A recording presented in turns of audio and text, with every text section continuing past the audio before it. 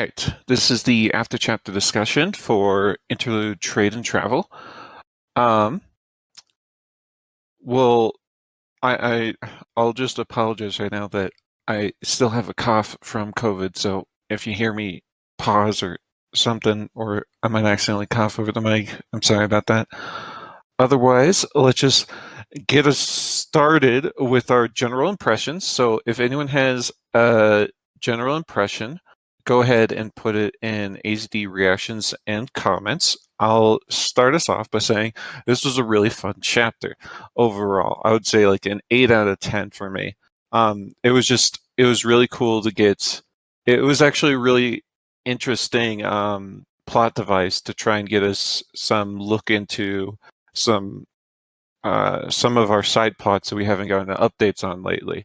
So we got a look into a lot of Chandra. We got to look into some Belarus, and then we got to, the Goblin Island. We got to Wistrom for a little bit, and then we got to Israel. So it was just a really fun chapter overall. And yeah, I thought it was 8 out of 10. But thank you, Bender.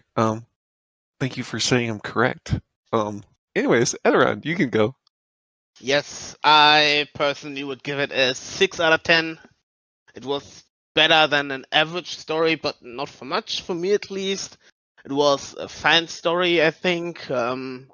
Traveling around the world, catching up with, like you said, with the other places, but it felt, again, like a little bit of a side quest. Like, it was a side quest, so, but I mean, I still enjoyed it to read.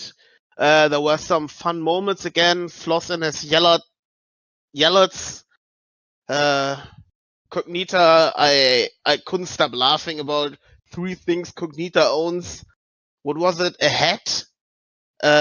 Now this jar and fucking wisdom. That was funny. But the reveal at the end was shocking, with Olesem being is now becoming a patron of Neri, and I'm interested to see where this leads. But overall, again, like 6 out of 10 for me.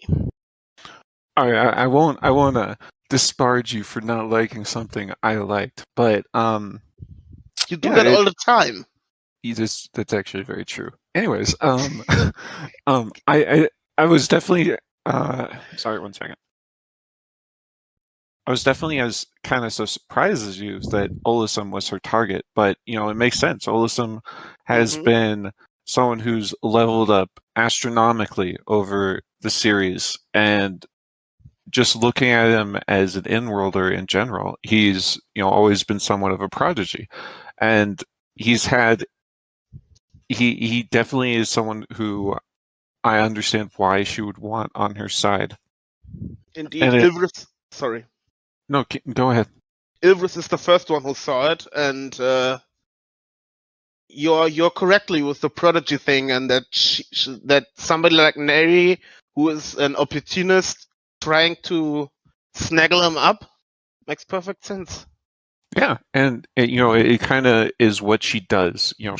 She finds diamonds in the rough, or just people who can be shaped how she wants them. And Olesem is at a point in time right now where he could really go in a lot of different directions, because he's had that experience in the actual war now that could lead him down what I would call the Chaldean path. He could very easily go down the Chaldean path and kind of turn into a monster in a lot of ways. But yeah, thank you, Enuryn. Sidehammer, you wanted to talk next. I got my popcorn. Okay. I really enjoyed this. There's also, it is unfortunate that the first chapter back has to be, after a month, has to be an interlude. It's not something big or explosive. That's unfortunate. But I really enjoyed the way we were led around. I enjoyed the plot. I enjoyed the device of Seve, taking us throughout the world and showing us all these little places. I particularly enjoyed Seve or meeting with Trey, and Trey standing up for himself and standing against Attila Salas. Anyways, Attila Salas, whatever. I'm not going to pronounce. That was a highlight for me, and I did. I am interested in what Naravia got back from Chandra, and I am definitely interested in see what she wants with Alessum. But I don't feel like Alessum. I feel like Alessum is a little more steadfast these days after the Heckfall War, dealing with the Antinium, and seeing Aaron brought back. So I don't really feel too bad there. But I loved the orangutan. I was super surprised by the reveal that the jungle clad of gorillas, and they're also trying to build a tower and complete the trials. That's pretty crazy. And damn, I hate Russell. Thank you, Sidehammer. I had something I wanted to say in response to that. And on the Olusum thing, it's like it's like, yeah, right now he's steadfast in a way, but I feel that if things start to go wrong, or if it continues this way where Olusum has to overcome a bunch of stuff, that's kind of a path to become bitter and kind of cold, like Chaldean is. If he continues down that path, which he might not. He could definitely go a different way, especially with Aaron around trying to help him out. I could see a path if he learns what happened to Maviola. That something could happen. Yeah, but at this point, he feels emotionally solid until he learns about Maviola. You know who knows about Maviola and travels with Maviola all the time? Nerhavia. Indeed, it's Nerhavia. So I know. So. She could use that, and Forces. She's definitely the kind of person who would use that against Olusum. Maybe that's even one of the reasons why she picked Olusum, is because she has something that she can use to break him in a certain way. Yeah, I wouldn't put it past her. But yeah. Alright, Bleach Soul, you're up next. Yes, I really enjoyed this chapter. Actually, I would give it like 8 out of 10. I really like the traveling part and seeing all the plot points that we haven't seen in a long, long time.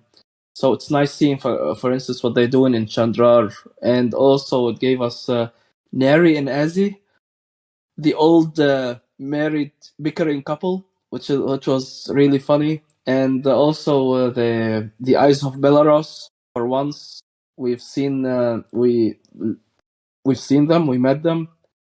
So I'm also excited to see what Hectavel is planning to attack Lescor's army with the Naravia's warning to Alessam.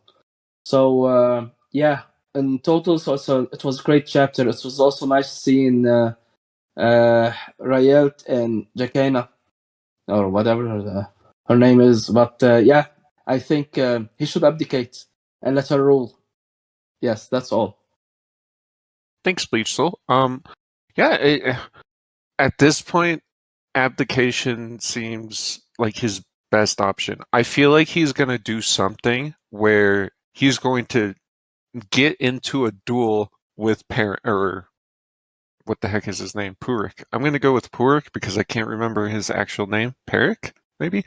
Anyways, he's going to get into a duel of some kind with Perik so he could actually free that Djinni. And I think the best way to do that is some form of abdication.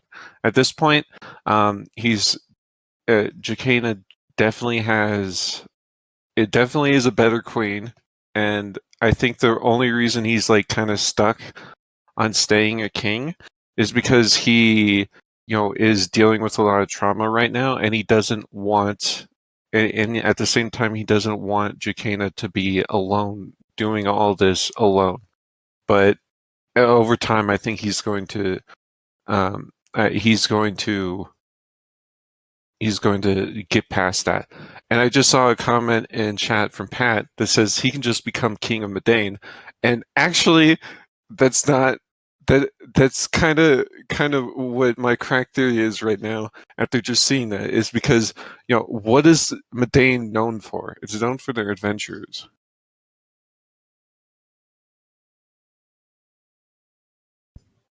But yeah, sorry, I had a cough. It's known for their adventures, and I think that Rail himself would fit in very well as a king of an adventure kingdom. But yeah. Enuryn also says, still think Trey behaved a bit of a racist there. It was totally understandable. But as an Earther, he should be the first to know not to generalize. Yeah, I mean, he definitely was racist there, but at the end of the day, he has a huge amount of trauma with involving Actelio Salash, so I understand it in a way. But yeah, he shouldn't have been that overboard with his hate of everyone there. Void22 says there's also some degree of projection with Raelt, I think. He hated being a king, thought it was stressful and unrewarding, and doesn't want that for his daughter. That she feels differently hasn't really penetrated for him, I think. Yeah, I would absolutely agree with that, that he doesn't see, he doesn't understand that she really enjoys this position. I think he sees it as a complete burden, and he doesn't see that Jacana enjoys that burden. Sidehammer says, let's just hope the father-daughter royals don't go don't go the way of the Targaryens. Yes, I can guarantee you with absolute certainty, Sidehammer, that's not what's going to happen. All right, we'll just move past that one. Actually, Kermit says, my personal favorite chapters are the slice of life ones where Pirate has no plan. Max Comfy. Yeah, those are definitely fun chapters, but I like these chapters too, where they have a big plan and they go through it. Wovlu, go ahead. Yeah, I liked this chapter. I thought it was a solid 7 out of 10. And the part that I thought was a highlight was the Prophet, because I think this is the first time we've actually gotten a little bit of a deep dive into the Prophet's way of thinking. And he comes across as kind of an idiot on accident, because it seems like the dead gods tried to get at him, which makes a lot of sense because he's obviously the most faithful person, so they would want him. But it sounds like he just mistook them for undead things, and so he just blames Fitohep because he's an undead king, and he blames he thinks that he's being targeted, I guess, which he is, but not by Fitohep. And it just made me think that he's kind of an idiot, but he's not. He's just assuming the wrong thing. But for me, that was a pretty big highlight. One thing I want to say about that, one of the last lines in the Prophet section was, one had even whispered allegiance to King Fetohep as he fled. So one of the ghosts, I guess he would see them as, they actually pledged allegiance to Fetohep. So that's part of it. That's like a big reason why he thinks that Fetohep is involved with all of this. And that's definitely really naive of him to just automatically think that Kelt is actually involved when he doesn't have that much information. But yeah, so I still think he's kind of an idiot for going after them, but there is more of a reason other than it was just him. There was more of a reason other than just him associating them with the undead. So it's probably like the dead gods making a play to kill him.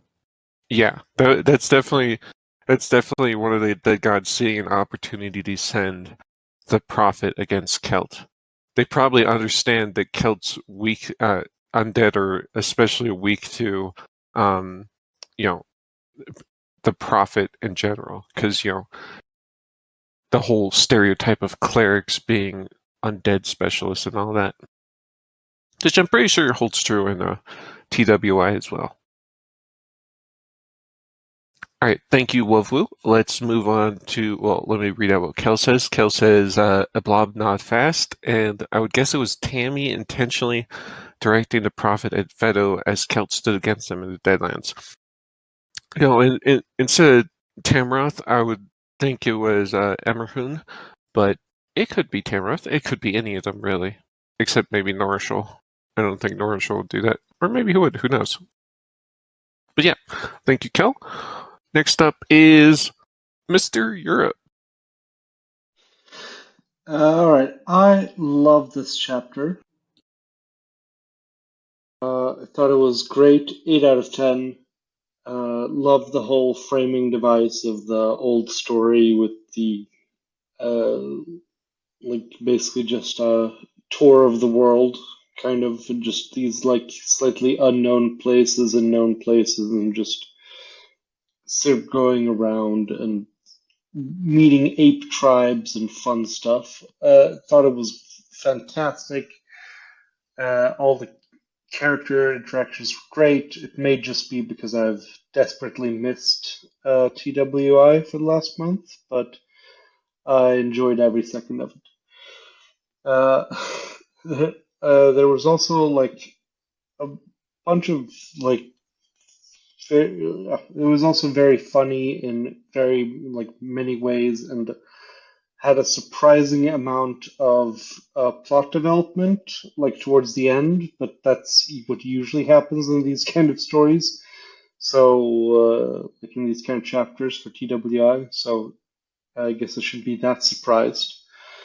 But there was a lot of just various things I felt like that they touched on that still haven't been touched on, and yet we had a whole scene with Trey and Floss's regiment, and we still don't have Trey and Terrace talking to each other, which we haven't had for like 5 volumes, and I'm still unreasonably pissed about that. Finally, just Trey was not being racist. They have an eldritch god in their soul. It's not weird to judge them slightly generally.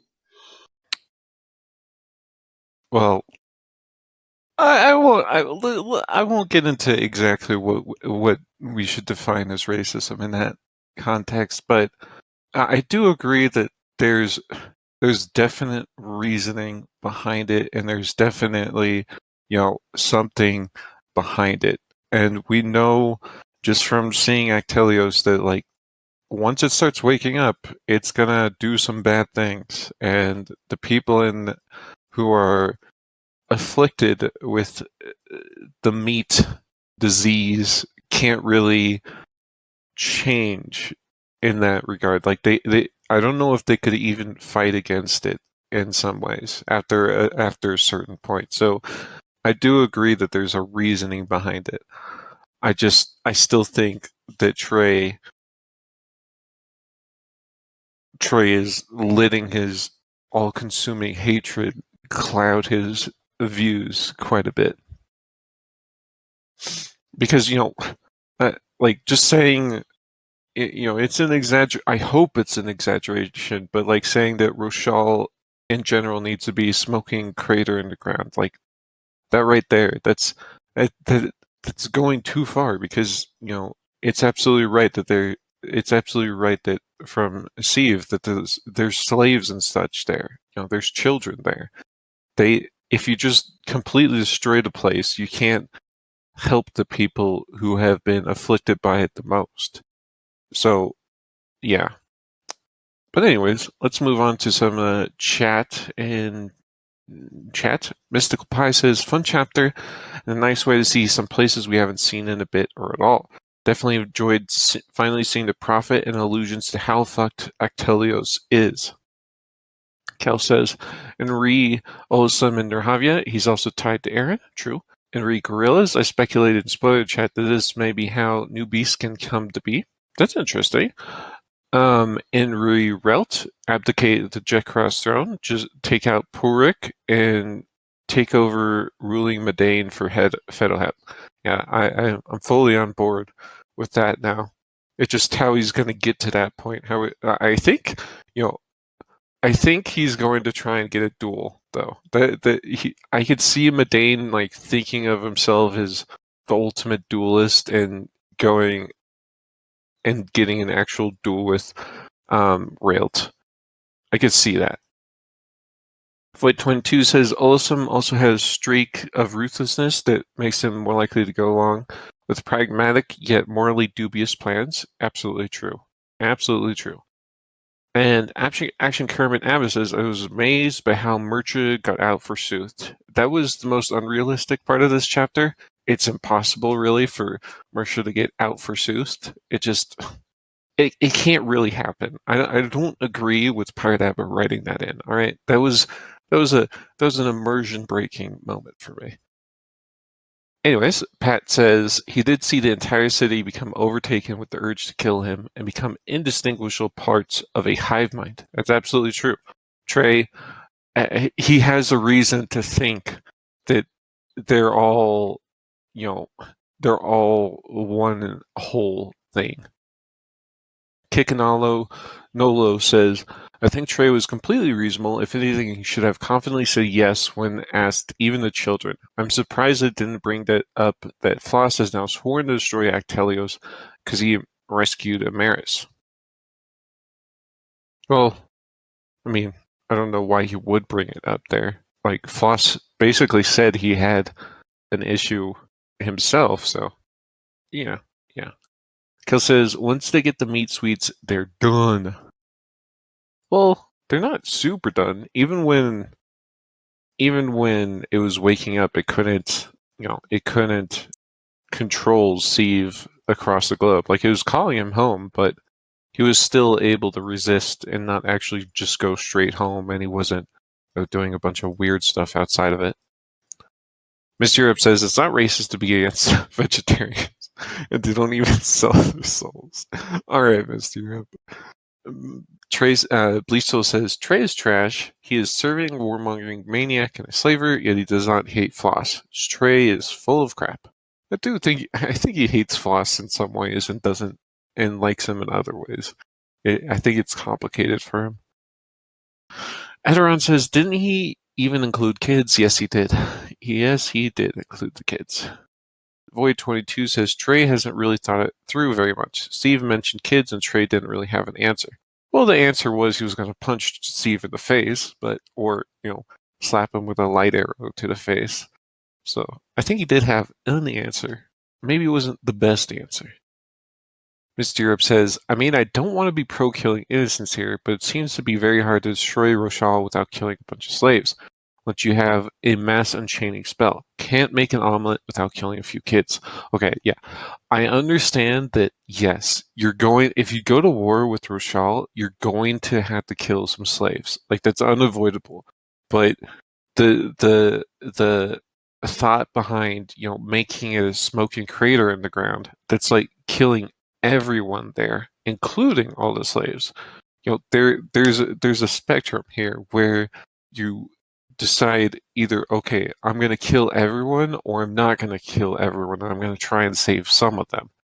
That spectrum is important, because if you're just going to kill them all, I don't know if it's really better than the situation beforehand. Ederon says, Aaron calling him an anti-vegetarian made me die a bit of laughter. That was a funny part of the chapter. There is definitely some really nice, funny parts of this chapter. All right, we've been doing general impressions now for 20-ish minutes, and so let's go to some actual questions. Gridcube, if you have any thoughts, keep writing. I'll read them out. Gridcube says, no, saving the slaves is okay, but leaving Rochelle standing is silly. Yeah, that's true, but it's like, I don't think if your options are leave Rochelle standing or kill everyone there, I would leave Rochelle standing. Like, I wouldn't choose option 2. I would not kill everyone there. If those are the only 2 options you have, I wouldn't kill everyone there. I would rather them stand and find some way to deal with it where it's not mass murder. Mr. Epps says, if someone had nuked Rochelle 10,000 years ago, it would have been a morally good decision. I disagree, Mr. Epps. I disagree. But let's not get into the morality of it all. Also, 3 people agree with you, but let me just do this again. Yeah, see, Bender agrees with me, so I think Bender is right here, and yeah, let's move on to some questions. What did I do? Okay. What the eyes of Belarus, or Blisto says, what the eyes of Belarus lost? It was implied that they lost one of 2 things. Yeah, one of the eyes of Belarus was lost to them at some point, and it's currently in the possession of Dantinium. We know that from a previous chapter. Anyways, let's just get on to some questions. So, which trade was your favorite? What did you like the most? I really liked the first trade, actually, with Cognita trading a pot for a gigantic Yellet. Like, yeah, what Wu just said, Cognita, it was funny that he never thought to look into the pot. Yeah, Cognita even thought Sieve was in on it, but Sieve never even thought to look into pot, and Cognita was the only one smart enough to realize that, Federalhep doesn't just send out pots from his kingdom. There's always something more, and it's always funny to me because, like, Cognita basically sees the world as a bunch of idiots, and she's the only smart person in it because, it's kind of true. She's much smarter than a lot of other people, and she sees a lot more than a lot of other people. That's probably just from experience and having to deal with all the mages for such a long time, and the archmages and all that. But yeah, my favorite was the Cognita trade. It was a great one. I really found it funny. Sidehammer, you wanted to speak. My favorite were the oranges. Rel hates oranges. He said, we got this beautiful crop. This is, the most famous thing we have here. These beautiful oranges. And I love that he gave them out. And then I love how the genie distributed them to Medon. Yeah, And, I especially find it funny because I think that's one of the worst trades he did, because half the oranges were like mushy and old. Yeah. And he traded 20 sand golems for them. It's like, okay. That was a really good trade, though. Yeah. But also the pillow. I just like the pillow making it to horns in the end. That was pretty fun. And for some reason, Syria kept wanting to give her panties away. That was fun. Yeah, Syria is such a damn troll now. I'm actually really interested what the strange dreams are from this pillow. Like, maybe the strange dreams include goblins in some way. And Yvonne, we all know, is a dreamer now, and she's about to have a pillow that gives strange dreams. So what the heck is going to go on? Oh, Kel just mentioned that in chat. Wow, Kel, we're thinking along the same lines today. Kel says, Yvonne getting the curious pillow when she's a dreamer should be interesting. Exactly. Definitely agree with Kel there. Mystical Pie says, I enjoyed the really good pillow for the really obnoxious tambourines trade. I liked how Steve was trying to get like a damn ballista. It's like, in some ways it's kind of insulting that Steve would even think they would trade a ballista for some tambourines. But it's like, okay, it's still funny. Yeah.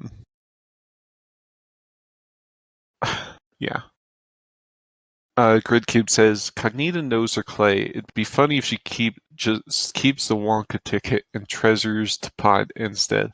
Yeah.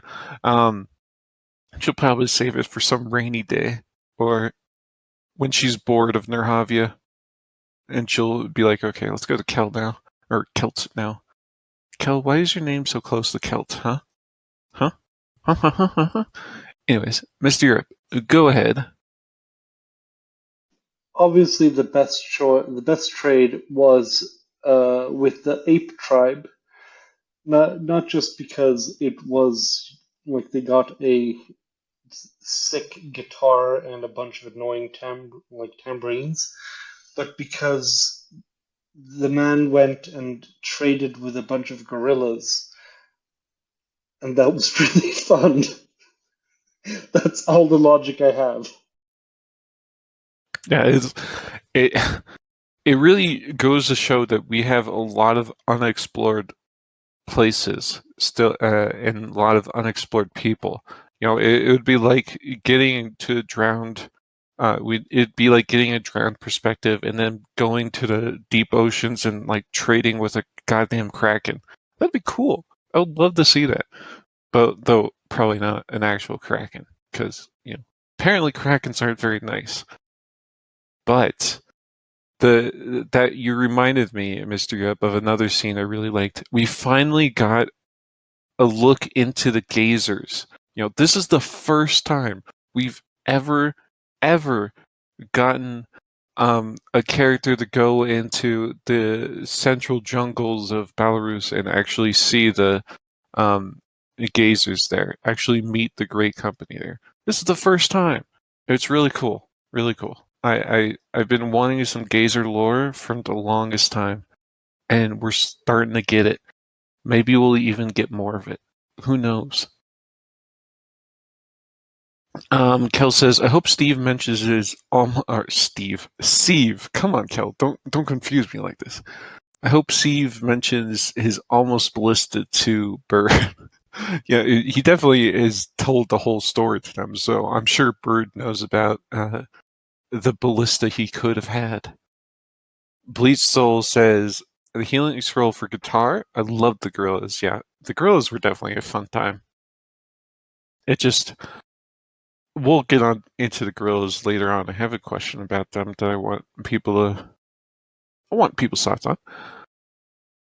Sidehammer says, I thought that might be how Bird got his ballista. Yeah, right. That's some copium right there, I think. Enuryn, because Bird is never getting ballista, never. Enuryn says, the worth of the gems, I would like to know that. Haha.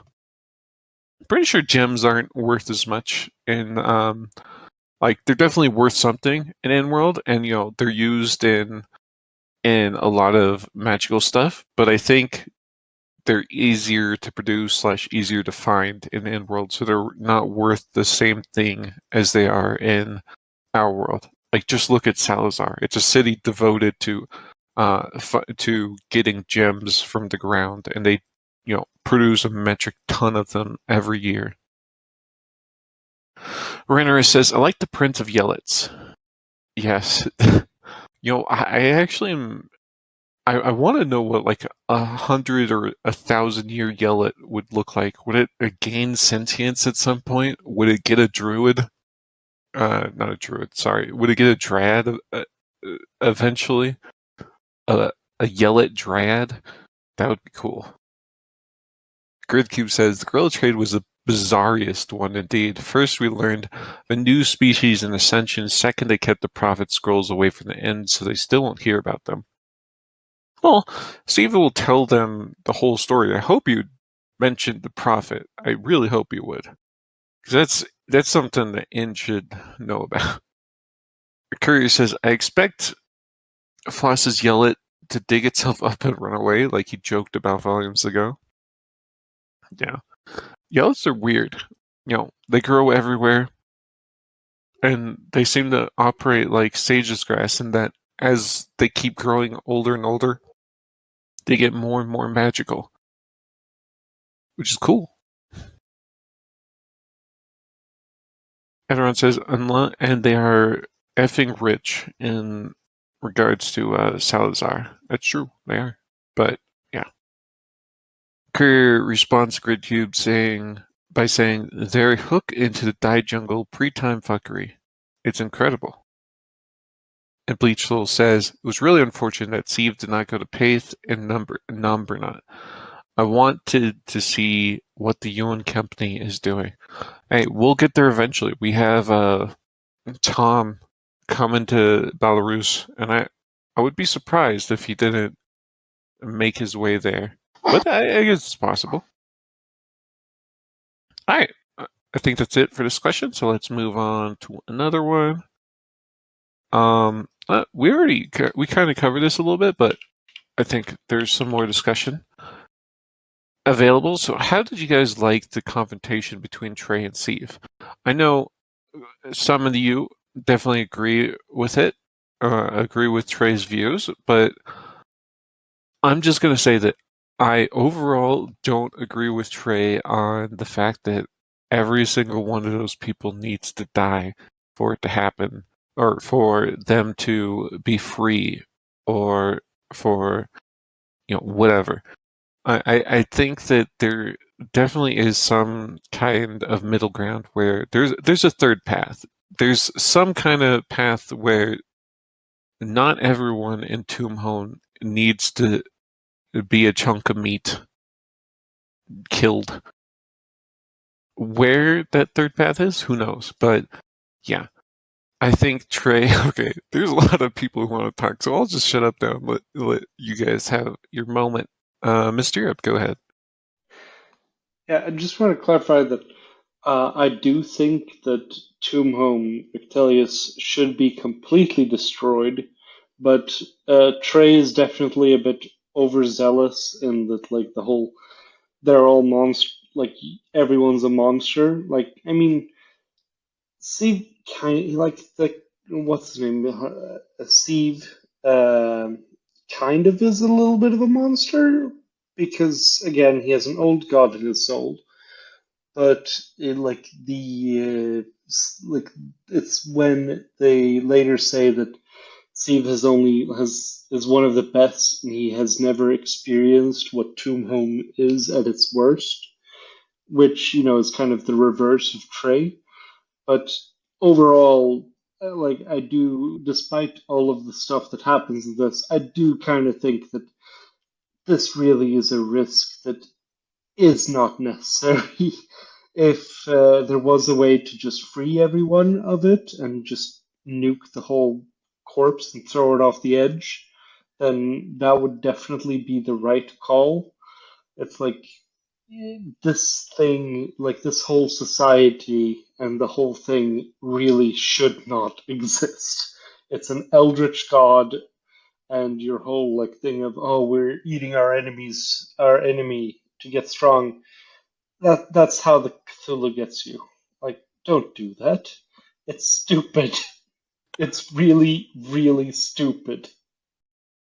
Yeah, you remember that chapter back in Volume 8 where we saw the gods and all the people in Feyland kind of gathered for the auction, and then they see the Seam Walkers in World, and they're like disgusted by it. And then you have people in World who kill some Seam Walkers, and they're like, let's hollow this out and then eat it.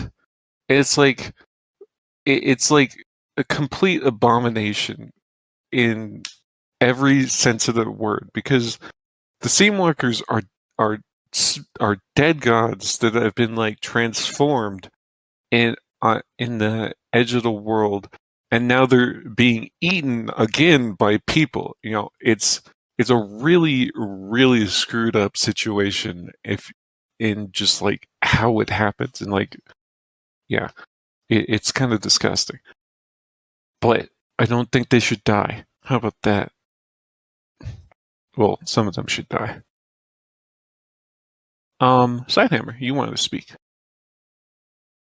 Yeah, I really enjoyed the confrontation. I'm actually a Trey fan, so I like it when I get to see him. I don't know, fired up, actually being active.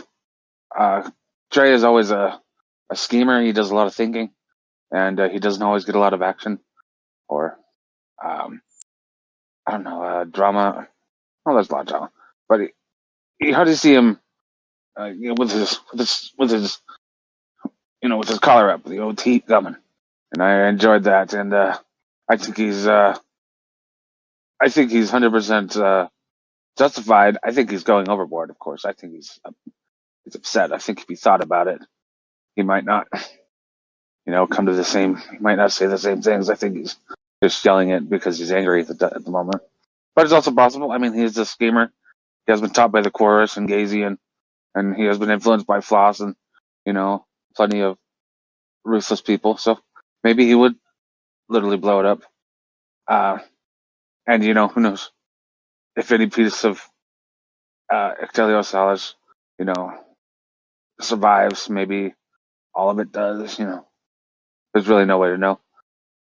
But I just really like seeing him get heated and do I don't know, show he's like not a pushover much anymore, and I appreciated that. So, yeah. Yeah, I am also someone who definitely enjoys Trey, and I fully understand where he's coming from and why he wants this. I just feel he goes overboard in it in some ways, but I do get it. Anyways, Kikanalo, you're up next. So I think Trey was quite justified, especially because he's normally pretty calm and collected, and I think it's reasonable that he got worked up because Steve was basically talking from like a completely idealist, like, and speaking of an idea of Actelios, like his vision, his idea of it, rather than the current reality. And it's not like this is the first he's hearing of it. Like he's already been to Kelt and heard about what's going on there. So it's not like this is hearing about what's being done there is some grand shock to him. This is not the first he's hearing of it, and so when he's constantly being like completely, oh, you don't, this can't be the case, then it's completely, I think it makes sense for Trey to get, worked up. And so, I mean, I also agree with that a place basically has to be wiped out in the long run. Like, yes, maybe that's not the ideal case, but I mean, you look at the state of the world and what the battles that need to be fought are, and the place needs to be destroyed entirely. And so I think Trey is justified in his anger, and I think he's coming from a reasonable place, and I think Steve is not, given the information he had going into the conversation. Good point. But I will just say that instead of destroying it, I think they need to pilot it like a mecha and send it against the gods. This needs to become a mecha anime, okay? But thank you, Kikanalo. Bleezel, you wanted to speak. Yes, well, I'm gonna disagree with all of you, and I would say like Trey is a hypocrite. First of all, Trey is an Englishman. That means if I gonna look at history of Englishmen that committed lots of atrocities, from the Opium War to to slavery to colonization. So I would tell Trey, hey, so your country has committed all of this, therefore your country need to be obliterated. It's a crap argument. So you can't just make this kind of argument and blame everybody for what few has done throughout history. So yeah, and therefore I do believe, like, besides he serves Floss who was warmonger and slaver. So yeah, I don't think he has any ground, any kind of ground to land on. To be honest, I think he's quite the hypocrite. That's all. I do agree with your general premise that societies, they can't necessarily be, they can't be compared, or they can't be blamed for their history in a lot of ways. You can't. That's not exactly what I mean. As in, the current society can't be held accountable for the sins of their ancestors, especially a long, long time ago. At the same time, Actelios has mind-altering properties that they can't necessarily control. If they have a way to control it like 100% of the time, it's different. And like, yeah, I do agree with you in a lot of ways. Though I don't agree on like Trey being a bastard for it. You know, Trey has his own reasons for it, and it doesn't really. It's all baked into his trauma from there. Okay, there's a lot of people talking about this. I didn't expect this to be such a. Well, I guess it is kind of controversial. Anyways, Courier says, I have a mix of feelings.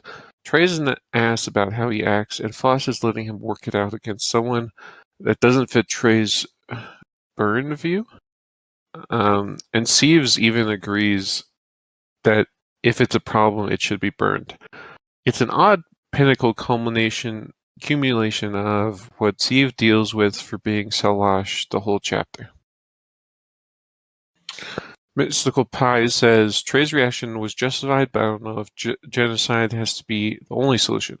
The main problem I see with not burning it all to the ground is how the people of Tomb Home can continue to exist after the Seawalkers themselves are actually destroyed.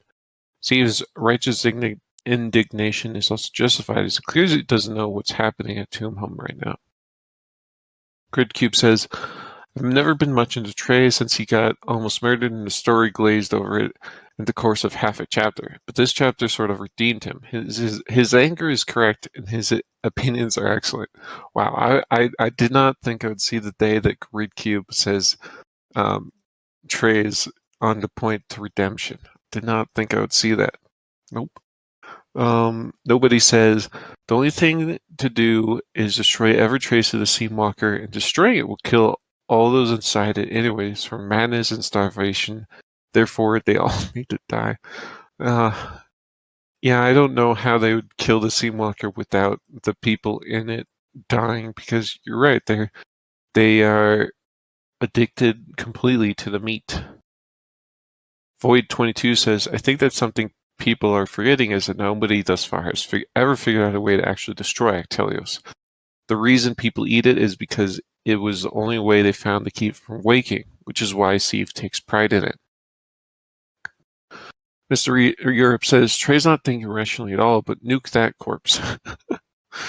I don't think a nuke would solve it, unfortunately. Nobody responds to Void22 by saying, my read is that those eating it are empowering it and turning it to be part of it. Void22 responds to that by saying that's what ended up happening, but nobody knew that at the start and nothing else was working. Enuryn, did you want to speak or? Nah, it was just to your mecha anime comment. Oh yeah, the wandering Genesis Evangelion. I think it would be funny, but obviously it probably isn't going to happen. Wovlu says, whataboutism comparing history to an individual is a weak argument against Trey, in my opinion. Yeah, I don't agree with it as an argument against Trey, but I do see the merits in, comparing Actelios' history to, any other country who's had a lot of bad things happen in their past. It's not like those countries were magically forced to do it, but it happened anyways. They had a lot of issues anyways, without this magical compulsion to become little Actelioses. Pat says the problem is that the argument Trey's mind isn't just about what they've done; it's about who they are. It's true. Mr. Upset replies to Bleach Soul by saying, I'm pretty sure English people don't sell their souls to the royal family, even if they are Eldritch beings. It's true, but at the end of the day, they still do bad things in the name of the royal family anyways, even if they're not selling their souls to them. Cal replies to Wovlu by saying, particularly a teenage boy who has already made his stance on those sorts of things clear, particularly slavery. Bleedsoul responds to Kel by saying he is still serving a slaver. Nostromo replies by, I think Atelios needs to exist to keep the good people who ate the flesh alive. It is a place for healing, and their flesh shapers do good work. They just need to be more effective to keep it from waking up. That's true. If they found some way to keep it from waking up permanently, it would be just a good place to have around. Nobody replies to Bleedsoul by saying to turn him against the slavers. And Bleedsoul replies to that by saying he failed to do that, and nobody replies by saying, no, it's still a project in work, but that's not discussion here. And Kikanalo says Trey doesn't need to carry the whole weight of the history of the British Empire in his decision-making. He's not a hypocrite, he's taken a clear stance against slavery, and is making big-picture plays against it. Amaris Karas Foss is part of his plan to take down Octelios, and his long-term plan involves turning Foss against slavery. If anyone is a hypocrite, it is Therese. Yeah, Therese does have some issues. Okay, we're gonna move on from this question. Bleacho, you can continue typing and I'll read out whatever your response is. Okay, here it is. Bleacho says, the world is gray is all I'm saying. Condemning a whole country for a few is always wrong. I'd agree with that in large part. There is some exceptions to that though, but mostly I agree with that. Anyways, let's move on because we do have a lot more questions and I want to get through a few of them. Mr. Europe says eating the meat is wrong. Miranda says the country is an Eldred's abomination, and nobody says except we're not condemning the whole country for a few, we're condemning it for the whole. All right, you guys can continue this discussion. Kikanala says it's less a nation of individuals and more hive mind. Okay, you can continue this discussion in ACD live chat if you want. For now, let's move on to the next question. The jungle-clad gorillas are another race attempting to complete the trials of Iskabab. Istacanus. Your thoughts on seeing another one so soon? And what do you think will happen between Eric and Neri while Steve is at the end? This is a question I definitely want some opinions on because the moment we saw that Eric and the jungle-clad gorillas are part of a race attempting the trials of Istacanus, I thought that Eric would, there would be some form of plot where Eric discusses this all with Neri. And I think that's something that maybe these species have been missing is like communicating and cooperating with other species that are trying the trials at the same time. There's nothing in the trials that says that other species can't help you. It says other leveling species can't help you. So grouping together and actually, pooling their resources. The jungle-clad gorillas have like a bunch of stuff that the Sariant lambs are really bad at. The gorillas can easily construct a tower, I feel like, if they had some kind of support structure built around them, which the Sariant lambs can provide with their cute charm. But the Sariant lambs, constructing a tower for a bunch of lambs is incredibly difficult, obviously. I feel like that should be an obvious thing why it's super hard. Some of the other trials too, like the Unsurpassed one, that one is a bit difficult to have another species help you. But the other one where you just need to impress people or make them fear you or whatever, that getting another species that's doing the trial to help you at the same time, I feel like that's actually really helpful for that one too. So yeah, I definitely want Eric to communicate with Neri in some way, and I hope that whole plot comes together. That'd be really cool, in my opinion. Anyways, Mr. Europe, you want to speak?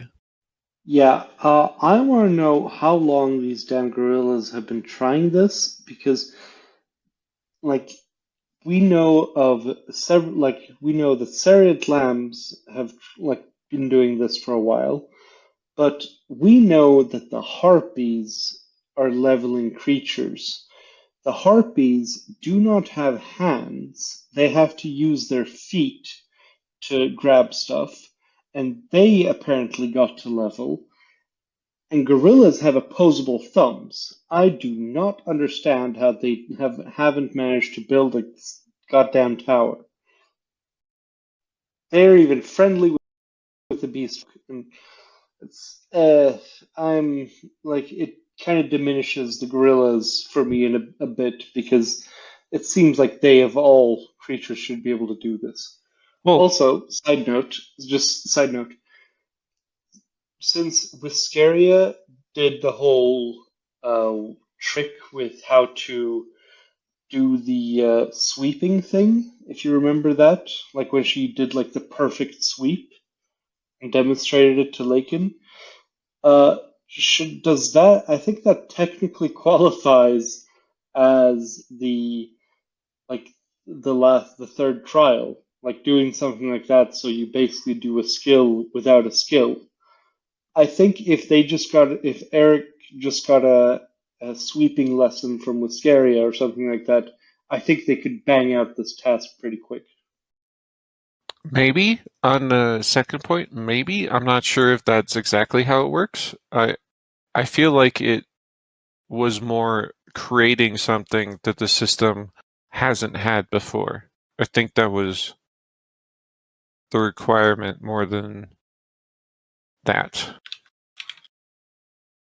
I forget what chapter it's in, so I can't look. But yeah, on your first point, I think I obviously don't know how long the gorillas have been doing this, but at the same time, the gorillas aren't as advantaged as Sarians in that regard. In that, they're in Belarus.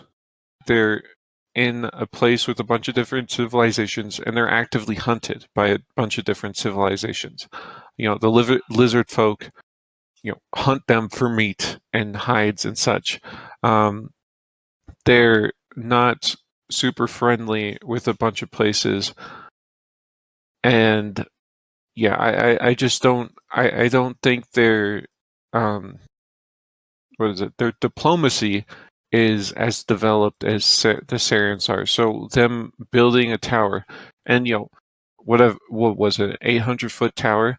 That's not. It's not like super simple to do, and it's not like people won't notice it as it's going up. So I feel that they're held back by their lack of ties to other races so much. Maybe they could build it around the Beastkins, but I don't really know what the whole Beastkin situation is like. But yeah, it it, it might be a case that the Jungle High Girls haven't been doing this that long. Who knows? Rhaenyra, you want to speak? So, I feel like this may be a correct theory, but I feel like we might get a balance patch on the tower. And what I mean by that is, we have Neri at the end, and now we have Eric. And they're going to be trying to figure out this tower thing. We know the system's really paying a lot of attention to the end. So, we got a balance patch on chess not being applied to strategy experience anymore. And we also got titles enabled. So, the system is changing. I'm wondering if we might get a balance patch on the tower. In terms of what I mean by that is like instead of having to always make it bigger than last people, maybe it's just to get a set height. Like, instead of being at like 900 feet or whatever, and everybody has to go up higher, maybe you just need to get it to like a 500 feet consistently or something like that. So I'm just that's kind of honestly what I was thinking because like otherwise, honestly, I don't know how it's not that the monkeys can't build the tower, it's just that they're probably about to get ganked by the Dyedlands. So, that seems like a problem. Yeah. And so I was thinking like either they're gonna be a tragic footnote in the story or they might I mean maybe somebody helps them, but ultimately, I just think the tower thing continually getting taller is kind of stupid. So that was my thoughts on that. I mean, I don't know that we've gotten any indication on it, but honestly, I think the system patching things is going to be a key point in the story, for better or for worse. Yeah, I could certainly see the system reevaluating the whole trials after it's gained some more cognizance of its actions, because you're right that it seems like these trials have gotten so much harder over the years, and it kind of makes it so non-leveling people are really screwed at this point. So I do agree with you that that's certainly an option. Yeah. Wolvu says, I think Ryoka is going to think of something that might trivialize the tower part of the trial. Well, how do you really... Well, okay, look. So one of the issues is the trials are not, they're not about trivializing the trial itself. If you have a trial and you build a tower that's an 800-foot rope, you've technically passed the trial, or yeah, you've technically passed the trial, except the trials are just the first part of it. The system is going to evaluate the people who pass the trials. That's why dragons were, despite very obviously being capable of doing all of this, they did not get to be a leveling species. If your solution to the tower is, some way to trivialize it, I think that's gonna overall get punished when the system goes through and actually evaluates your species for the ability to level. Because the points of the trials is to show that your species actually deserves to have levels. And if you just think of workarounds for everything rather than actually showcase good sense or good architectural majesty or whatever the heck they want in the tower, if you just try and get around that, you're kind of showing that your species isn't really going to add anything to the leveling community. Gridcube says the inn is becoming a nexus of trialers. Yeah. What if Aaron can give them quests? Anyway, the planet is the Apians apparently have some relation to other beastkins, so it's weird what's going to happen. Eric traveling with Steve probably fulfilled half the trial requirements. Maybe it did. Maybe. I don't know if Aaron can give them quests, because Aaron can't even, I don't think Aaron can give them quests about the trials, because Aaron can't even understand or hear or acknowledge the trials' existence at all. I think Aaron can give them quests though. I don't know exactly how that works though. Okay, Mystical Pie says, I think the gorillas have an actually realistic shot at completing the trial completely independently, but it's super unfortunate that Steve was only level 46 and couldn't count towards to the 10 level 57 plus people they need to impress. I think the musician gorilla has a chance of creating a skill now that other people also have his guitar. I really like the theory that this is how beastkin are made. Story-wise, I think the Sarans have a better chance of being shown completing the trials. I don't know if we ever see these girls again, to be honest. An almost 900-foot tower is kind of insane for anyone, though. That's the height of a modern skyscraper with modern engineering. Yeah, exactly. It's not something simple to make. It's very much of a large structure that you need to have a lot of understanding to be able to do correctly. And so that's kind of why I don't feel Jungle Cat Gorillas could do it easily. Given enough time, given enough resources, they definitely could, but I think they're just missing a lot of the architectural understanding they would need to be able to construct it. And true that I do think the gorillas have an actually realistic shot at completing the trial completely independently. I think that's true. I just don't think it's a good idea for them because at this point who knows how long they've been trying it, but it's just smarter to try and team up with other people's trying the trials at the same time. It just makes sense to me that you'd want to get their help as well. Courier says harpies made other things build the tower in response to something Mr. upset about how harpies don't have hands. So how the hell did they build a tower like that? Gridcube says the harpies probably built top down or were grandfathered in, or back then the height wasn't as tall and someone went bonkers and made the tower far too tall. Yo, the people who probably made the tower far too tall, I would guess it was the dragons. I would just guess that. Brack says, imagine trying to build a big AF tower in the middle of a country that's constantly at war while not drawing the attention of people actively hunting you for meat. And skills are tough. Yeah, that's exactly what I'm thinking of, Brack. The only thing is they are allied with beastskin tribes, but at the same time, we don't know the situation of beastskin tribes. Maybe they're nomadic. Maybe they have territorial disputes with other powers and they're not, they're not super. What's the word? They're not super settled down. They don't have a place that would be good for the tower to go up. Courier says, imagine having to build something that tall, period. Yeah, it's very difficult. That's a very tall tower. Kel says, they were trying to build their tower in the Dielands to avoid the mercenary issue. Yeah, they were.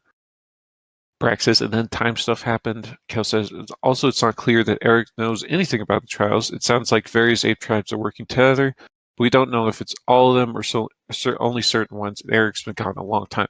So it's true that we don't know whether Eric knows about the trials, but I'm just going to say that the fact that Eric can speak, he's intelligent enough to speak, he has his own language, he could write fluently.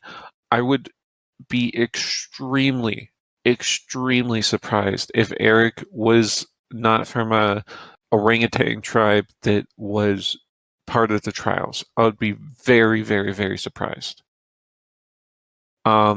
Rail says, wonder if Eric would be able to fathom the trial, bound to see if he may be too within the system. Yeah, that is a good point, though. He might be so far within the system that he can't know about the trials. That could be. That's a very good point. That is a consideration. That kind of is up to Pirate Apple whether or not they want that to be a thing or not. Courier says, no one is part of the jungle-clad gorillas? The Prophet's faith. Yeah, that's a little worrying. I hope they don't read it. I hope they don't read the scrolls too much and kind of, go nuts. Renner says, dragons building a super tall tower for no reason, ruining things for everyone else. Math checks out. Yeah, exactly. Bleach Soul says, since the goblin took the guitar, does that mean everyone who are above level 57 who heard or touched the guitar contribute to the respect of species trial? I don't think so. I think you need to directly respect the species. And I think it's more than just saying, oh, that's a cool guitar. Mr. Pie says, for reference, the first time we built a 900-foot tower was in 1930. 40 is Wall Street. Yeah, that a 900-foot tall tower is not simple. It's not something you can just do. It's very difficult.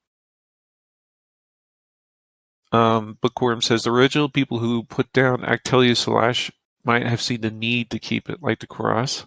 That was in response to a older comment from Void 22. And then Gridcube linked a GIF of two humanoid gorillas gasping about a human being talking.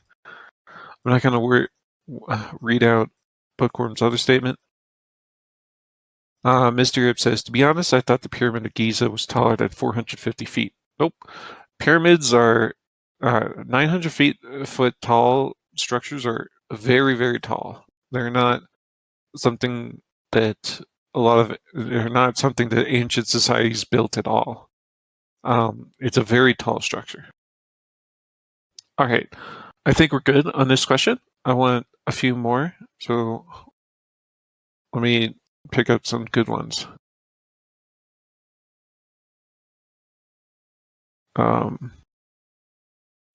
Here, I think we'll do the prophet now. So, what is your impression of the prophet and his zealots? Are you surprised by their behavior, or did you expect it? How worried are you about Celt now they're without the endless dead and the zealots' ability to heal? So, this was a really big part of this chapter. It's been set up now for a good deal of time, and this is, I think, more set up for it. But the prophet is coming after Celt, and we finally get an actual good look into the prophet's motives, his thoughts, and overall, it's very worrying, extremely worrying, especially because Fedaheb is extremely weakened. You know,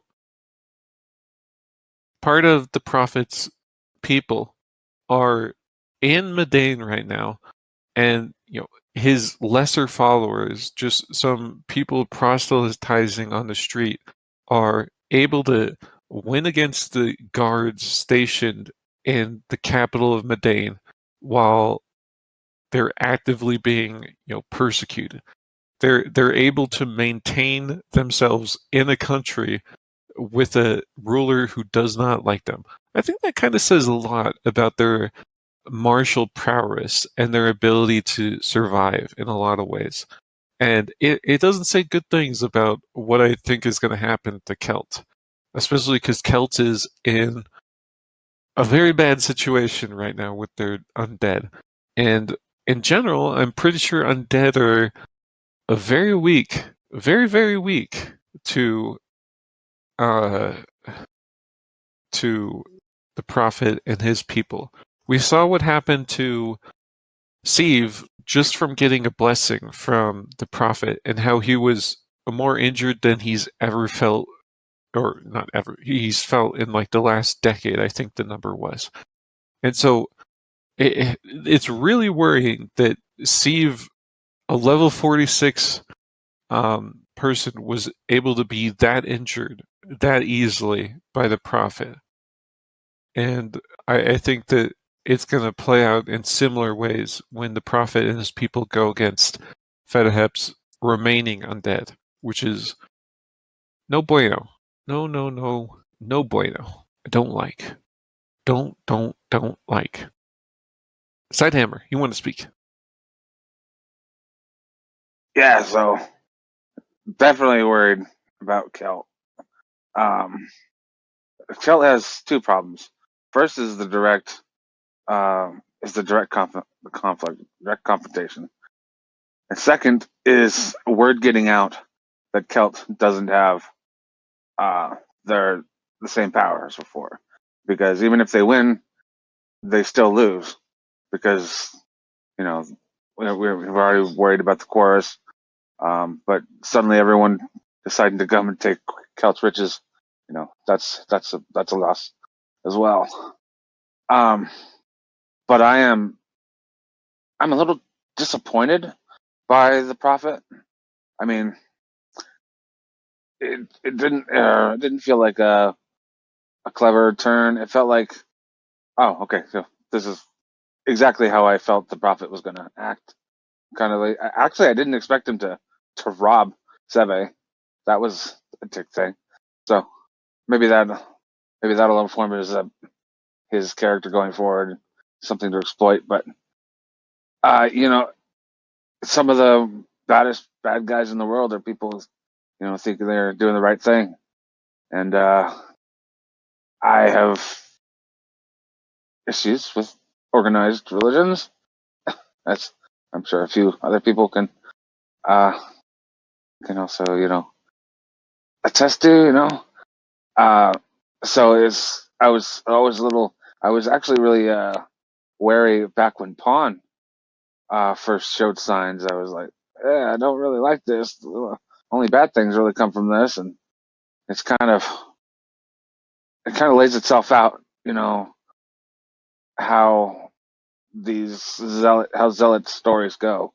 It's all about ignorance and believing these things above anything else, and because it's not, and because they're unreasonable, you cannot reason with them. It's very frustrating, and you just have to beat this stupid out of them or kill them. That's really annoying. But I am worried about uh, the the prophet and his powers. First off, he's an earther. He levels 3 times faster.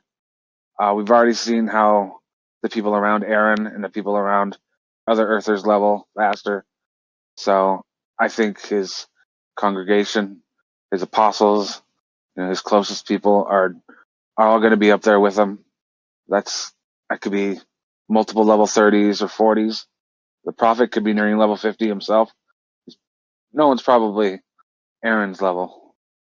I think I'm maintain that Aaron is going to stay the highest level earther, but he could be in the low 40s, and that means his congregation could be almost 40 or in the 30s. Those are really powerful. And they have those. A while back, we learned about them summoning angels. Well, Christian angels, not angel. That could be bad. And we don't know whether or not that holy or miracles do damage to the undead. We don't know that yet. We probably do. I mean, otherwise, why else would a paladin have killed have been going after the putrid one? But we haven't seen it yet, and I only hope that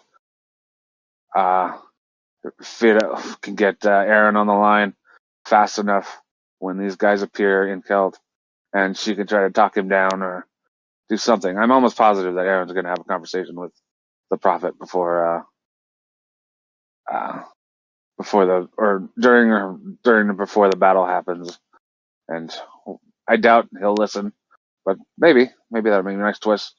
But I'm definitely worried, and yeah. Yeah, I don't think he will listen. We've seen how the prophet kind of deals with other Earthers so far, and so far it's been in a not surprising fashion, completely unhelpful, and not a good communication from him. Yeah. So yeah, I just don't think he'll listen to another Earther. It just there's a lot of baggage with other Earthers and how he probably views other Earthers and them not accepting his faith, basically. Yeah, but she could at least explain to him the dead gods and how the people on the solstice weren't Celt. I mean, she could at least make the entreaty towards him, But Yeah. I doubt he'll listen. But she is the only person who is readily available. I mean, at a moment's notice to show up and attempt something. I mean, she could radiant fishies him, I think, but I don't think that'll do much. No, I don't think so. Especially across the world, basically. Yeah, but that's about it. All right, thank you, Sidehammer. Mr. You're up next. Yeah, I was a little disappointed by how dumb he was. Like he's he just comes across as an idiot, but like in his like fanatic way, which makes sense. It's just I was hoping he would be a bit more of a neutral character rather than a kind of a villainous gag character, I guess. Okay, well, 1 second, Mr. Remember how he was introduced? Remember the Yes. chat I don't know. I don't know if I would expect someone who talked like that in the chat to be anything but what he is, you know?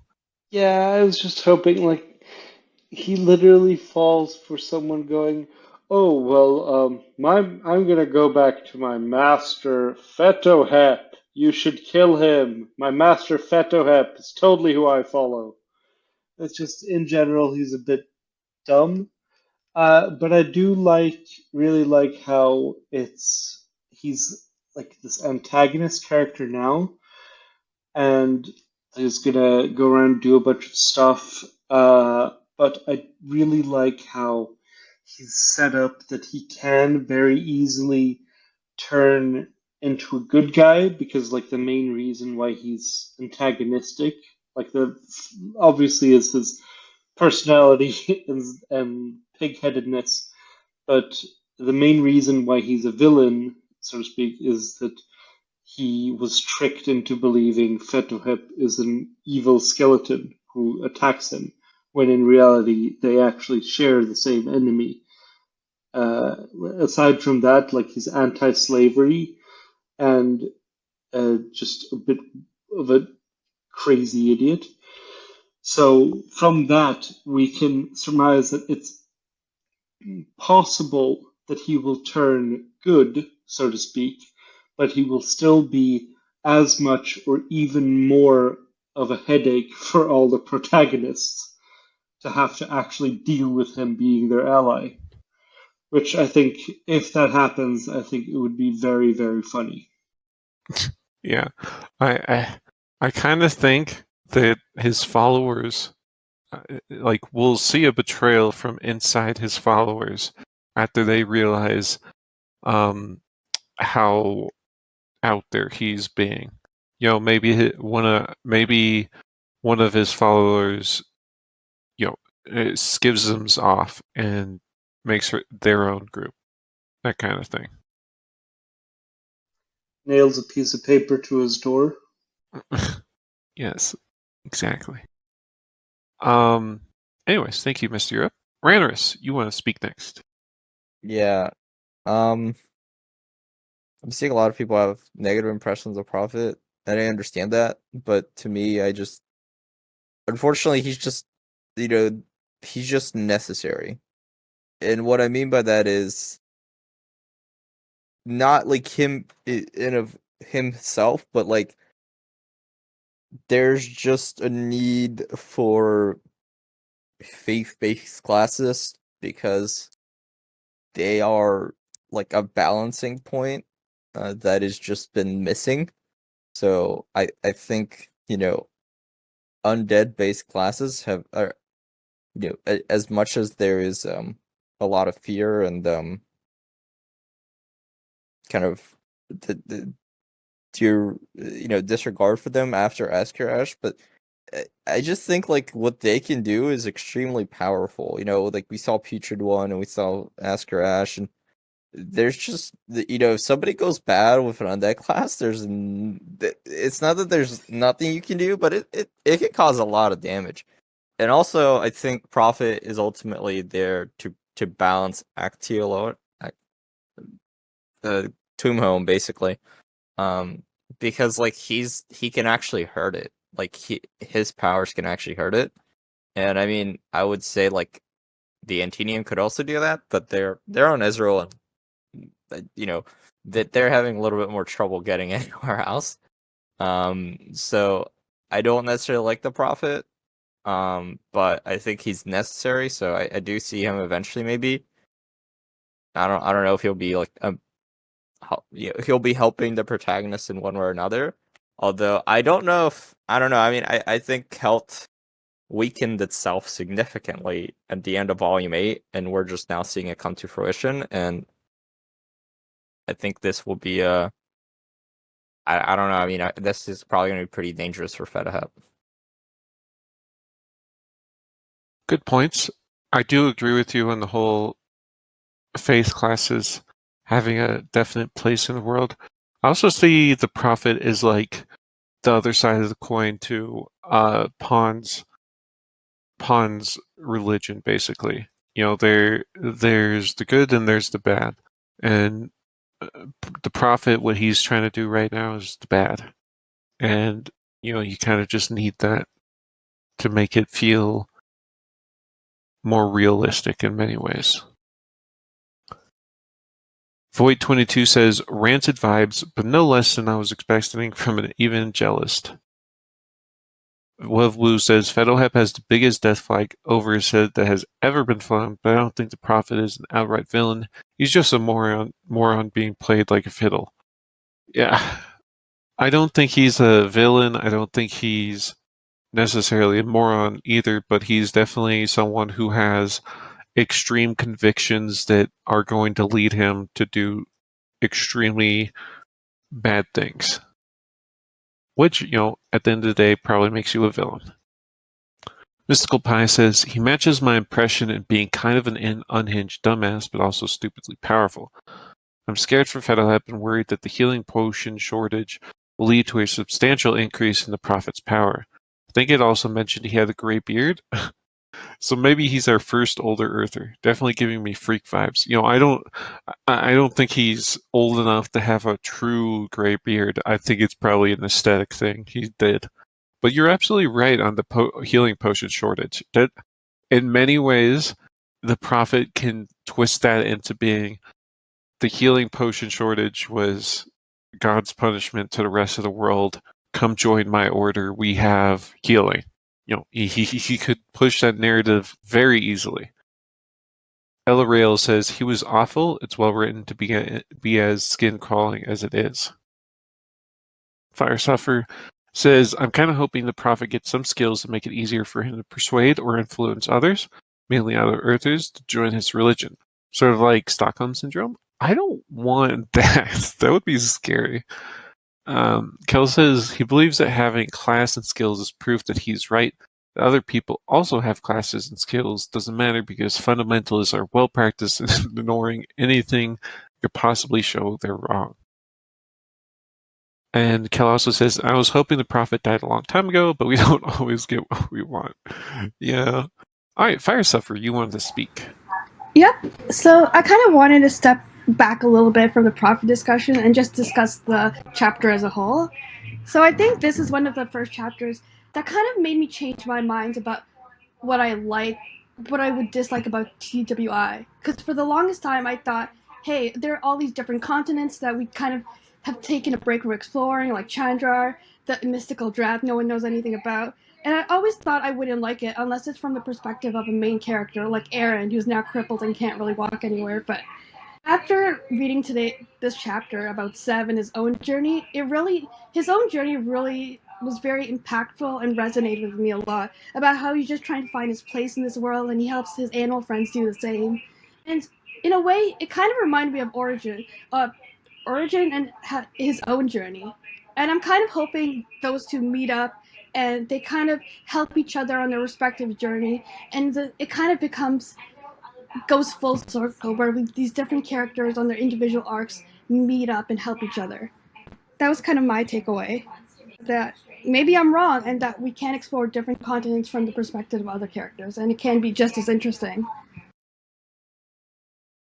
I'm surprised it took you like 12 million words to get to that conclusion, but I definitely agree with you there that I love seeing all these different character perspectives because it allows us to see it from different viewpoints, and we can't get that as much with Erin because she's such a homebody. Well, I will say that Sev is a lot more interesting and resonated a lot more with me than Origin did. I can't believe you don't like Origin. Okay, Origin is great. Okay, Origin is life.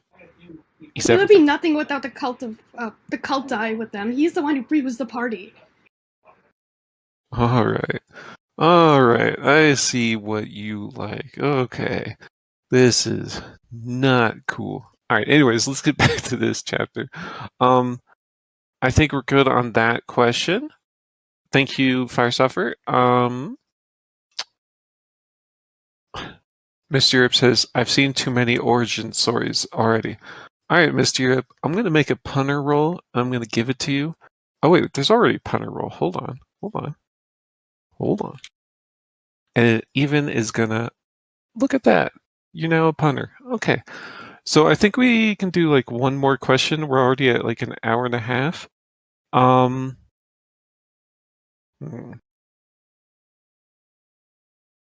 Let's just do a meta question to finish this all off. What did you guys think of Pirate Abba's author's note and their struggles? Disappointed that this will necessitate another break? If you guys didn't read the author's note, it was basically that they struggled a lot with Gravesong 2, and they kind of finally experienced burnout when they were writing Gravesong 2. And so they didn't finish it yet, but they're going to finish it.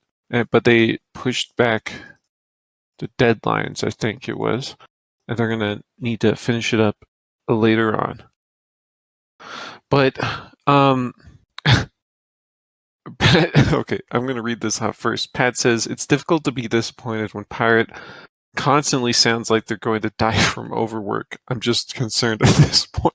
Yeah, it definitely sounds like a lot of it sounds like a lot of work, and they push themselves a lot, and it really does feel like they could take some more breaks, but I don't know. It's all up to them, really. But I'm not disappointed that this will oh my god, why am I struggling with this word? Necessitate another break, because it just, like, in the end it's gonna be more Gravesong content released later on. I know a lot of people don't like Yonder, so quite a few people aren't going to be able to read it on Yonder. But at the same time, it's still more Wandering In content that's being produced, so I don't mind it being a break. Because it's not a true break. But yeah. I do think that Pirate Abba, they write too much. They do. They write way too much. I don't know if, like, there's a solution to that, because they seem to like writing way too much. So yeah, it's hard. Randers, you wanted to speak. Yeah, I am not disappointed. I think they've had a very consistent schedule, and honestly, I think it's been good that they started, taking the breaks, the 1 week breaks that we've gotten every month. I think quality has stayed very consistently high. The story is always very interesting, and I mean, I've been reading since, like, I honestly don't remember when I started. I think it was maybe like volume 2 or end of volume 1 or start of volume 2. So, I mean, to me, it's like, they've been very, very consistent. They are, yeah, I do agree that it sounds like they're just working too hard. And I really liked the Gravesong Part 1 that got released to Patreons. It was really well put together, even though it hasn't been through the editing process yet. But it was really good. So I'm totally fine with them taking the break they need to finish Gravesong. Or just in general, I think it's great that they've been able to, like, reach out to the community and just, like, say, like, okay, I'm writing Last Tide Part, Volume 2, or writing Get Raced On 2, so there's gonna be more breaks now. I think it's great to see them, like, trying to expand the Wandering In universe. Maybe we'll get a webcomic. They seemed pretty excited about Delta releasing a webcomic, so maybe we're getting a Wandering In webcomic one day. That'd be cool. It would be super cool. Definitely agree with you. But you bring up a good point that it's been consistent writing throughout. I definitely agree with that. And, as time's gone on, the word count's only gotten larger. I think at this point, we're at, like, the upper bounds of where the word count will be. I don't think we're going to get into consistent 40k chapters or 40k plus chapters, because I don't think that's possible for Pirate Habit to write. So I think we're gonna be at this point for a while.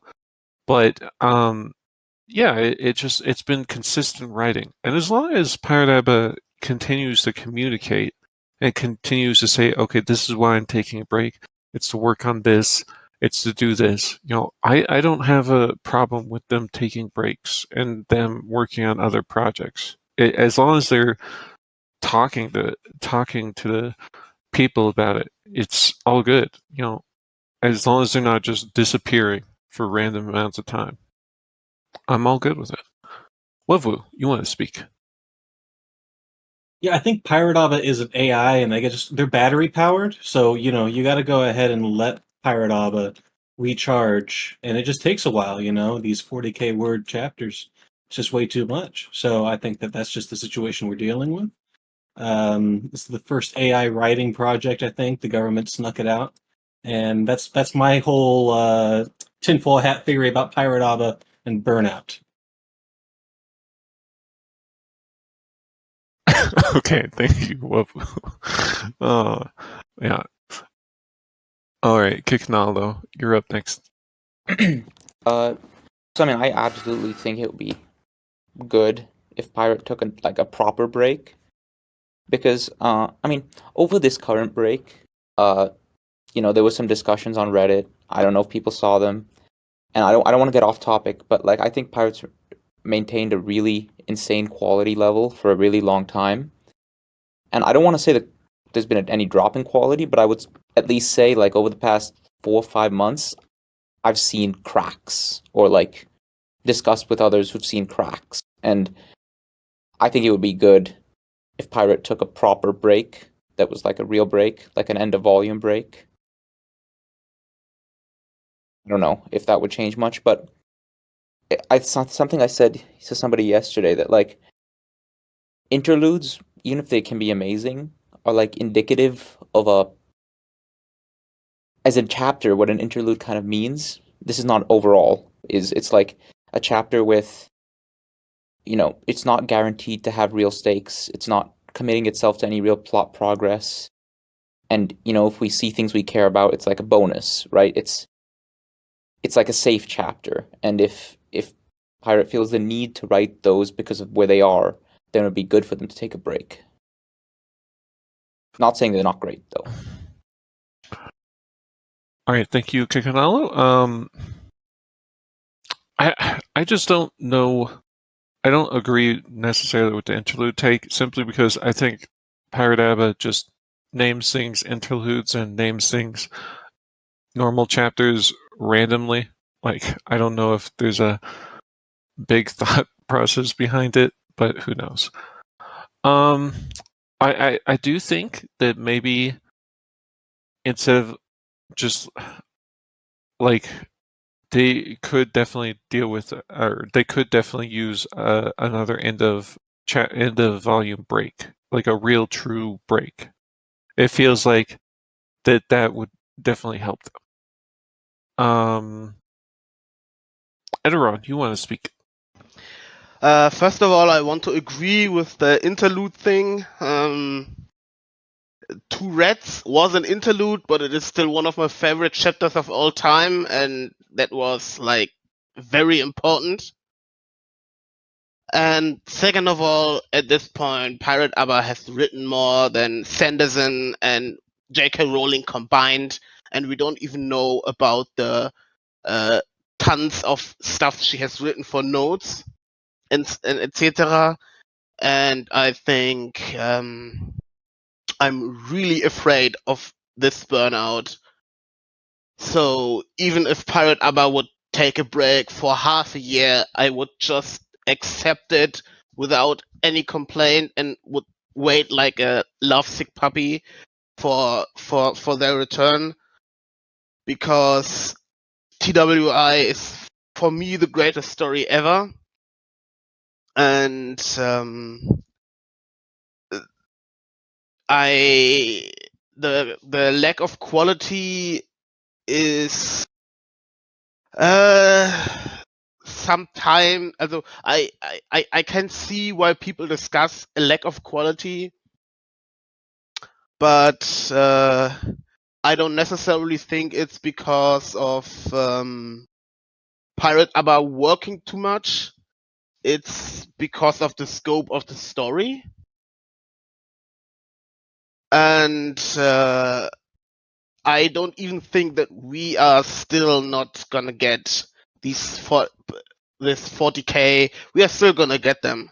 I'm 100% sure that when Solstice is arriving, the half finale or big finale of this volume, it's gonna be huge chapters again. And all I want for Pirate is just to take a break for 3 months, 4 months, maybe not work for like all of that, and just calm down a bit. Because yeah, I really am afraid that some point they just fall down. They have been doing this for a long time, though, and they haven't yet. So Yeah. I do have a faith in them that they won't push themselves way too far. But I would agree with them taking a longer break. Anyways, thank you, Edron. Yeah. Elarail says, I would have preferred to still be charged for last month on Patreon. It's not like they were not creating the content we love. Yeah, but a lot of people were already up in arms about them taking an update off just to write one Gravesong chapter, so I think they felt like it would not be a good decision to do that. Mr. Europe says, I would love to read it, I just can't afford to travel to a different country just to read it on the internet. Yeah, that's one big, really big thing about Yonder that sucks, is it's not released in Europe. It's not released in quite a few countries. So that really does suck. Mystical Pie says, I absolutely want my weekly TWI fix, but Pirate should absolutely take as many breaks as they need to maintain the quality they feel they can do. It's kind of crazy that it took this long before they finally broke, but I guess trying to write a 200k novel in a month, definitely do that. Pirate's output is insane, and they should do whatever they can do to do it sustainably. They wrote a 200k novel in a month. They broke because they realized they needed to write a 300k word novel in a month. They had already gotten to the 200k word point. It was that extra 100k. They're like, okay, I can't do that. But yeah, it's amazing the amount of output they can put out. And it's good that they finally found a point where it's like, okay, this is too much. I cannot go. I can't keep going in that direction. It's good to know where your limits are. Elorel says, serious agree, the consistency in output and the quality is incredible, but our author deserves to rest and recharge so they love and enjoy what they're doing.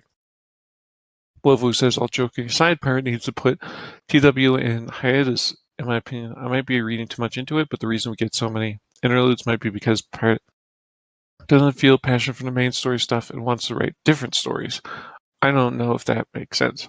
I don't really agree with that, simply because I think the interludes are leading to the main story. Like, they're all set up that we need to have happen before the main story. Rainer says if they take a 3-month break, they will write another spin-off series. If they take a 3-month break, they'll definitely just write something else. That's true. Mystical Pie says, in relation to what Wuvu says, I think that's one of the things that is good about TWI, though. Pirate can write different stories within the universe to scratch and creative itch, even if it delays the main story. Wuvu replies by saying, while I agree with this, I think that a writer can burn out from writing even the most diverse world. Every now and then a writer will reasonably want to throw Middle-earth in the trash and write a sci-fi adventure.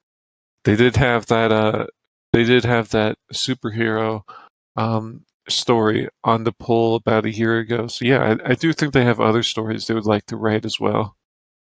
Ranner says a lot of the interludes are also poll options. Yeah, they were. And Steinhammer, you want to speak?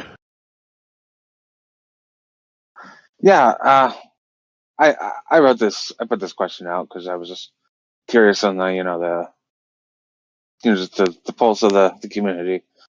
I every time I read always read the notes at the end, and almost every time, I mean, at least all throughout book 9, which I just reread throughout this month, it's consistently, I'm tired, I need a break, I need sleep, I'm tired, and I know they're writing it right after they finished, a huge session of writing and stuff. So that doesn't surprise me, but it does get uh, concerning. I personally haven't felt a drop in quality. I could just be my ignorance, my lack of understanding of writing. I like to think of myself as a writer, but it's possible I'm just not that good and not enough to recognize it. But I do definitely feel like as a fan, I want my TWI, like my fix, giving me my fix. As a person, okay, you need a break, obviously. And while I'd be very sad, personally, I mean, I think they need to shut that down completely. Like, shut down all fan empathy and just take a break if they need it. I would hate it, but I also want them in their top shape because I adore this story. And I want them to keep writing it for forever. I would, as long as this story is, I want it to go longer. I could do with another 12 million. Yeah, I Yeah. generally agree with what you said. Yeah. LRL says, I also agree with whoever said that the interludes are just randomly named. Sidehammer, I also don't think there has been any lack of quality. Yeah, I would agree with both you in that I don't see the quality decrease that some people do. That's a taste thing. And I enjoy the interludes. It's just I love Enuryn so much that I always want to come back to her. I mean, I read during my reread, I kind of skipped around. I didn't go in full order. Like when I got to like the Terry Arch and Valatarissa chapters, I skipped ahead until I'm like, okay, I'm satisfied with this. So then I went back and read all of the Valley and Terry arcs, and they all went together really nicely and put together. It was actually really fun. But sometimes you just need to write something different. Sometimes you just read something. Yeah. Kikanalo says, or yeah, sorry. Go for it. Okay, Kikanalo says Patreon numbers only dropped 2% over this 1 month break. Pirate could definitely take a longer break if needed. Yeah, I definitely agree with that. And LRL says not every chapter can hit as hard as an arc payoff. That's true too. There needs to be set up for those arc payoffs. You need to have some slower chapters in there that kind of get everything moving forward so we can actually get to that big payoff. And Renner says Knights of Solstice hit hard though. Yeah, I love those chapters. Those 3 chapters were amazing. But we're now at an hour and 15 minutes, so I think this after chapter discussion has gone on quite a long time. So I will end the recording here.